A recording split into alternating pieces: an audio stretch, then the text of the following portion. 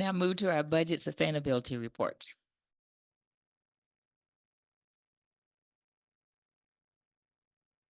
Okay, now it's on. Okay, I'm gonna jump ahead to a different slide. We're gonna start here. So as we're talking, we've talked a lot tonight about budget and how we're going to be really looking very in-depth at ways that we can make cuts, that we can change the way we are doing business, really, is what we're going to try to do. These are some of the areas that we are definitely going to be looking at, trying to identify, savings, potential savings, excessive spending, those kinds of things. And that's what this budget sustainability report is tonight, is we're going to look at one of those things that we're looking at, because I just want to show you a process that we have created that's brand new. And so that's what this is tonight. So I'm going to go back.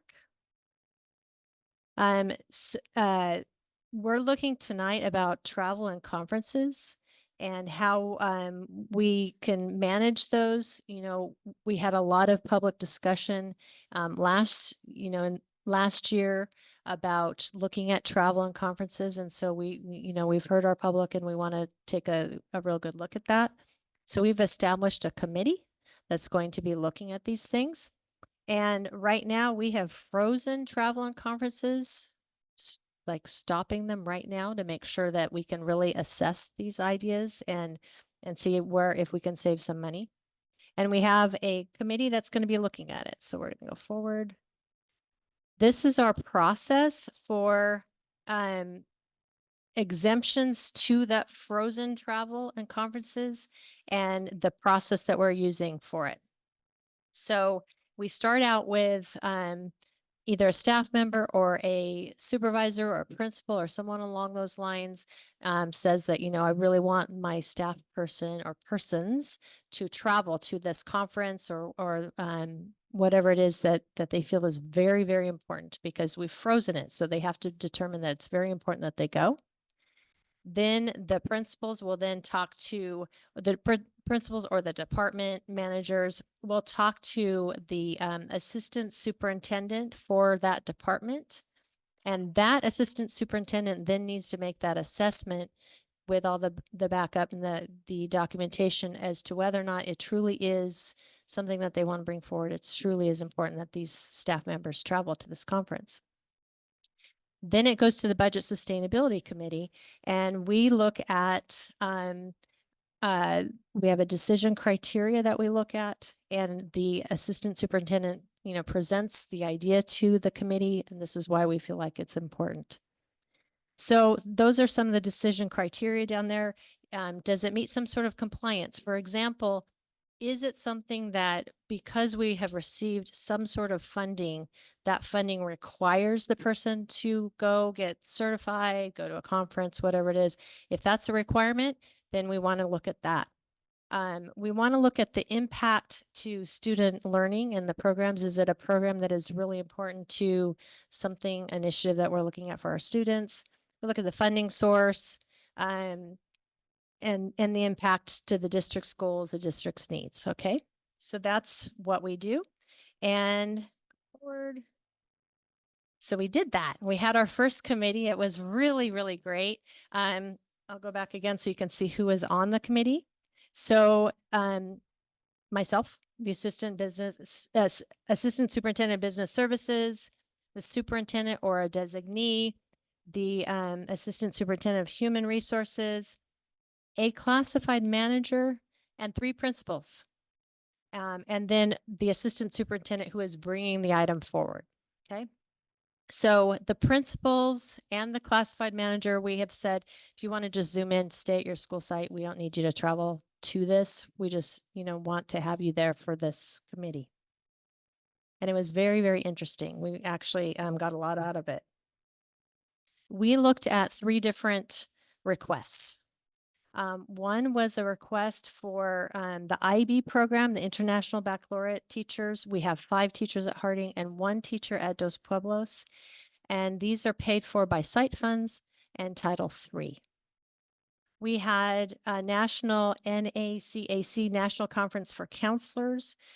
These are 6 counselors at Santa Barbara High, and it's paid for by the Santa Barbara Foundation. We had 2 different conferences for speech and language pathologists, 11 of them, and psychologists, 11 of them. And this is paid for with Medi-Cal funds. So we looked as a committee at the request for travel. We went through the decision criteria to try to determine if this was something that, you know, we all agreed as a committee that it was important that these folks travel to these things. And we really looked at the funding source because none of these things really impact general fund. So then this is what the committee decided. We, as a group, we decided that all 3 we approved, but we also had some comments and some considerations that we wanted to make public.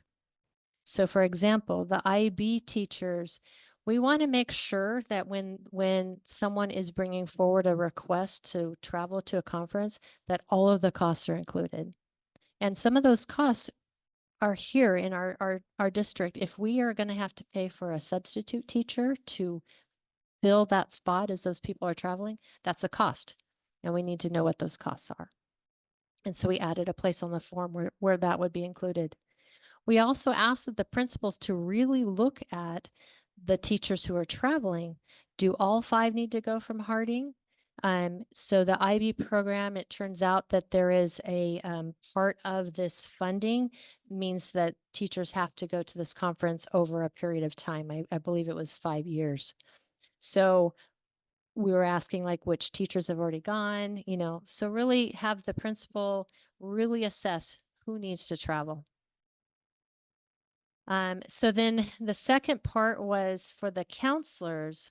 The committee actually expressed some concern about leaving only 1 counselor at the high school if all of them went.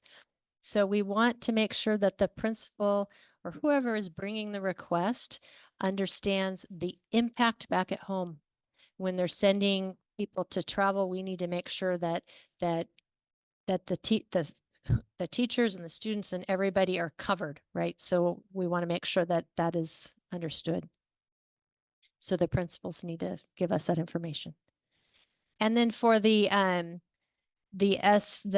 student language SLP, speech language pathologist and the psychologist, we had asked questions about when the different dates were. We got that information.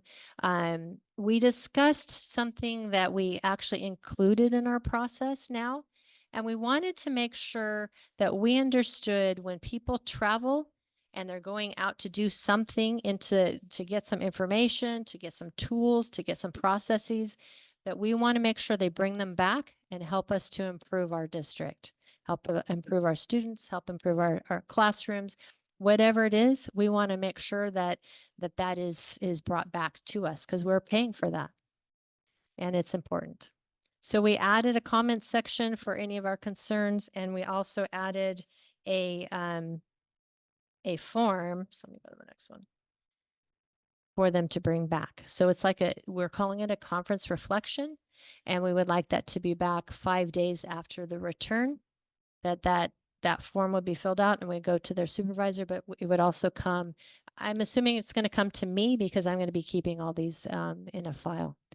So the idea here is to kind of understand what are you learning? How is it affecting targeted populations? How is it affecting our students? How can we use this information to improve all of our processes? Or, you know, what did you learn? And so we really want to make sure that if we're paying this money to send folks to go, we want to make sure that it's actually going to improve our system. And I think that was it. Oh, so then, I went too fast. Go back. Our next report, we're going to talk about enrollment and staffing, and then anything else that came up tonight that we also might want to consider. So we will be bringing these reports in and looking very in depth at different ideas and different things that we can really improve our system and also look at how we can cut costs. Any requests to speak on the side of board members' comments or questions? Ms. Beal? I appreciate that explanation. You know, as we make these changes and how we look at our spending, it's nice for everybody to understand. I don't know if you're soliciting comments on a particular part of the process. Are you? Sure. Yes. The only thing I would say is, you know, as a person who's a clinician, not everybody gets to go to the annual conference because otherwise the clinic will be empty. Right. So maybe that's part of the consideration is that annual conferences are unfortunately annual. So not everybody can go every year. So I don't think we should be having a week where there are no counselors.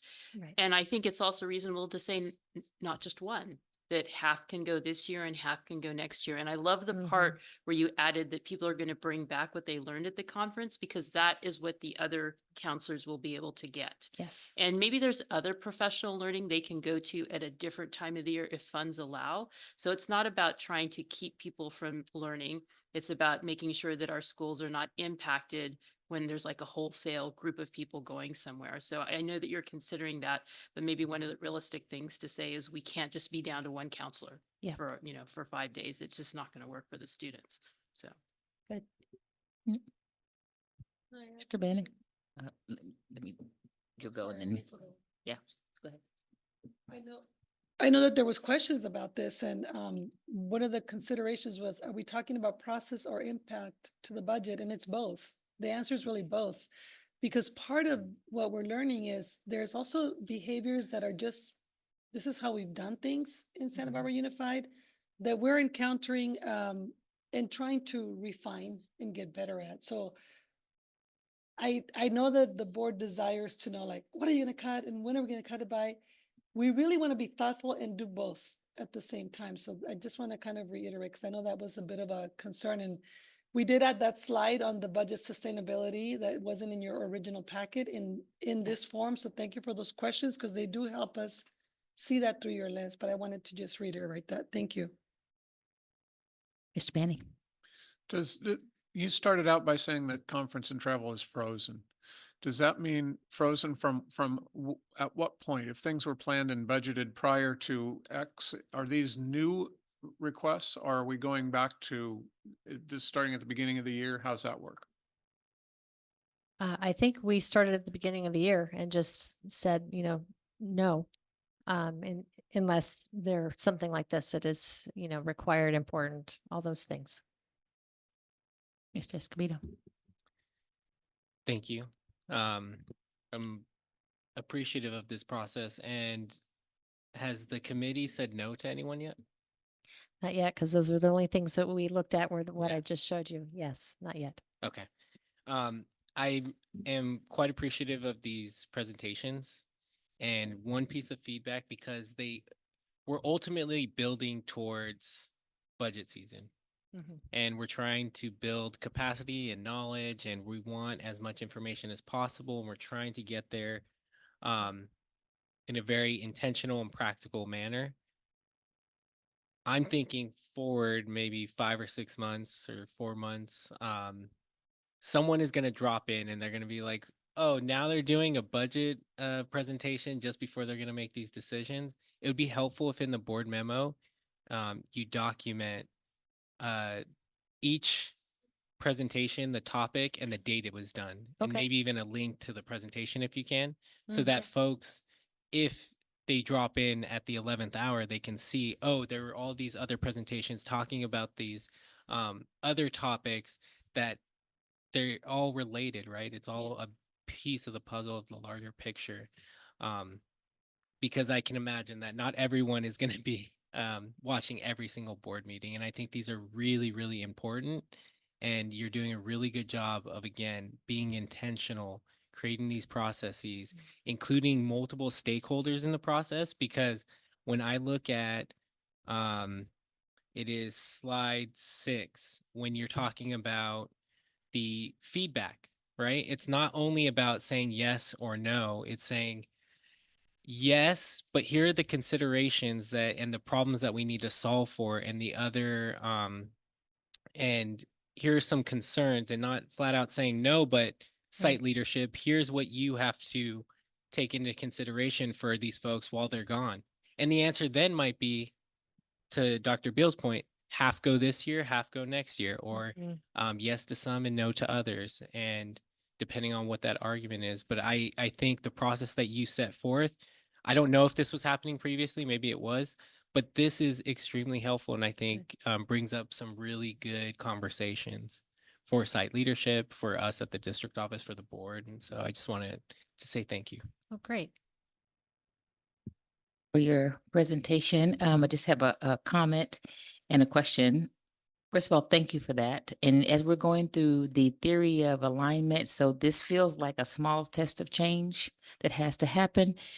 Because you think about all the things that we've even inherited in this district, much to the point you just said, we used to do it always that way, but we can't make these grand, big changes. We need to have that small test of change. And I think that's exactly where we're doing it. And we are aligning it with the work and the leadership principles that we're learning.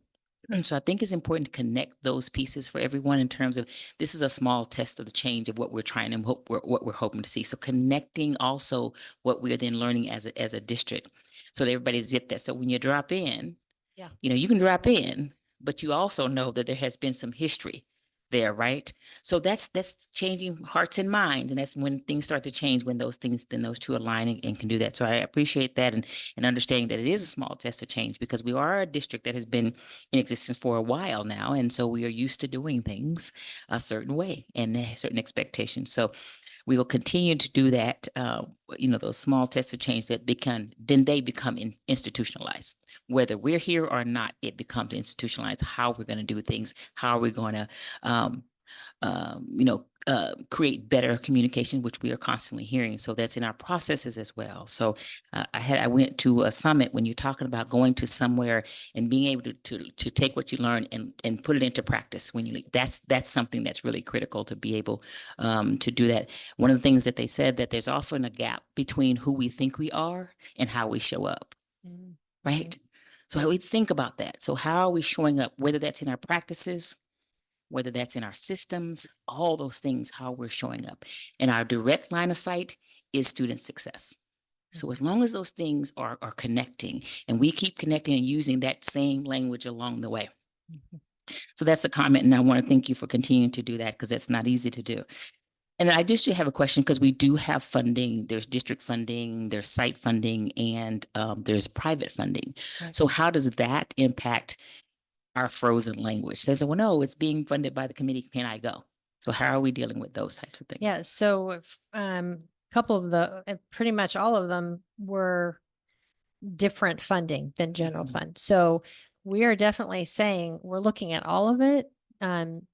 Don't assume just because it's funded by a foundation or whatever that it's outside funding, that we still need to look at it, because Yes. if we're getting outside funding, maybe we make a choice that that's not going to be used for conferences. It might be used for something else for our students. So yes, we're making that statement that all of conference and travel will need to go through this process no matter what the funding is. Okay.